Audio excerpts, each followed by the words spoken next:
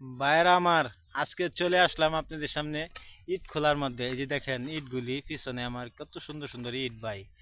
একটা ইট, এই যে এই ইটটা দেখতেছেন না, এই ইটটা কিন্তু ভাই 2 নম্বর ইট ভাই। 1 নম্বর ইটের কিন্তু ভালো না, তাই 2 নম্বর ইট এই যে আজকে নিয়ে যাইতেছি।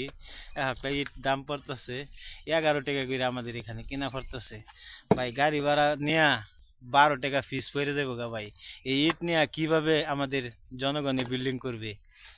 দেখেন মানুষে কিরকম চিন্তা ভাবনা করতেছে, এত ইটের দাম ভাই বাইরে গেল, কিভাবে কি করা যায় আপনারা একটু বললেন তো কমেন্টে।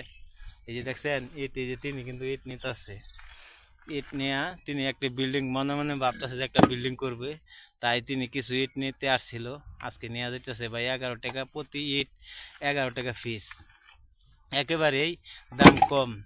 যে ইট মনে করেন যে 8 টাকা 7 টাকা ছিল, এই ইট ওখানে বর্তমানে 10 টাকা 11 টাকা হয়ে গেছে গা।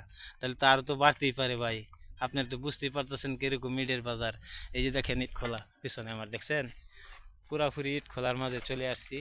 তাই আজকে আপনাদের এই কন্টেন্টটা দেওয়া হলো। অবশ্যই বেশি বেশি করে শেয়ার করবেন আর আমাদের সাথে থাকিবেন, যাতে আমাদের এই যে ভাই তিনি ইট নিয়ে একটা বিল্ডিং করতে পারে, বুঝছেন। তার জন্য একটু সবাই দোয়া করবেন। এই যে দেখেন তিনি ইট বাইসা বাইসা ইটগুলি কিন্তু বর্তাছে। এই যে দেখছেন।